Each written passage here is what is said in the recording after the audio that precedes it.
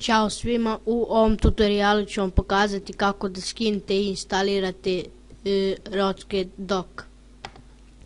Znači kad ga skinete stavit ću download link u deskripciji. Kad ga skinete samo ćete dobiti ovo. Znači evo ovo što vidite. Tu će vam pisati install i vi samo to pokrenete. Idete ono next, pa stavite ikonicu da vam bude na desktop ili ne morate i onda izaberete gdje ćete da stavite CLD u koju particiju i možete da ga pokrenete. Sad ću ga ja pokrenuti da vidite kako to izgleda. Samo malo to da se pokrene, pošto je sad malo sporije zato što snima. Sad meni se ne vidi zašto mi je kod taskbara, ja ne snimam u full screen.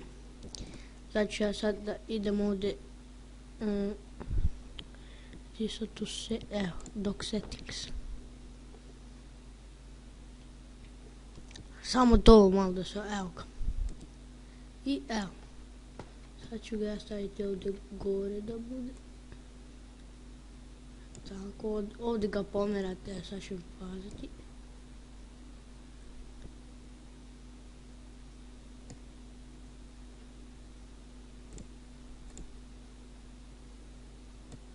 I evo ga, vidite, čak sam možda skinem. Dobro, tu sad ne mogu da skinem, stavit ću ovdje sa strane.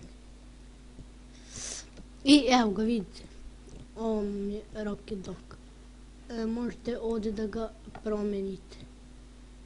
Znači evo vidite ovdje možete da ga stavite da ide evo ga gore.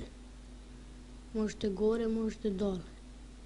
Kad dođete dole ovdje kod taskbara, samo kliknite ovdje screen paste i stavite ovo button. I evo ga on sad dole i samo ovdje ga podesite da on stoji baš on dole kod taskbara.